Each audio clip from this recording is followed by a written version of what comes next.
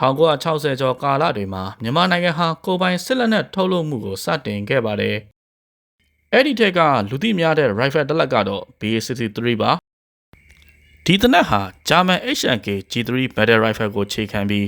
7.62 NATO G ကိုအသုံးပြုပါတယ်။ဒီတနက်ဟာတနက်ရွယ်စာကြီးပါတယ်။လေးချိန်လည်းများပါတယ်။ recoil လည်းပြင်းပါတယ်။ဒါပေမဲ့ကြီးဖောက်တွင်းအားကောင်းပြီးအကြမ်းခံတာကြောင့်လုံခြုံရေးတပ်ဖွဲ့တွေအတွက်ယုံကြည်စိတ်ချရပြီးအားထားရတဲ့လက်နက်တစ်ခုဖြစ်လာခဲ့ပါတယ်။ BA-63 ကိုမြန်မာနိုင်ငံရဲတပ်ဖွဲ့ Security Unit နဲ့တချို့စစ်တပ် Military Force တွေမှာနှစ်ပေါင်းများစွာအသုံးပြုခဲ့ကြပါတယ်။အဆိုပါတနက်ကိုတစ်သားနဲ့တန်ကိုတဲ့အဖြစ်